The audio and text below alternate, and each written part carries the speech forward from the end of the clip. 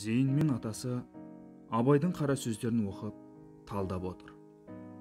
Балам, Абай атаң өзінің 7-ші қара сөзінде адамның жан дүниесінің сырын, оның ақиқатқа жету жолы қандай болатындығын айтады. Я, мен бұл қара сөзден дүниеге келген жас баланың екі түрлі мінезбен туатынын білдім. Дұрыс айтасың, балам. Абай атаң жас бала анадан туғанда екі түрлі мінезбен туады. Біреуі ішсем, жесем, ұйықтасам деп тұрады. Бұлар тәннің құмары. Бұлар болмаса, тән жанға қонақ үй бола алмайды. Һәм өзі өспейді, қуат таппайды. Біреуі білсем екен демеклік.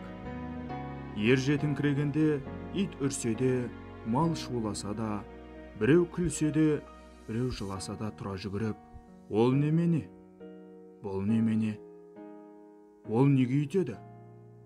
Бұл неге бүйтеді деп көзі көрген, құлағы естіген нәрсенің бәрін сұрап, тыныштық көрмейді. Мұның бәрі жан құмары. Білсем екен, көрсем екен, үйренсем екен деген деп жазған.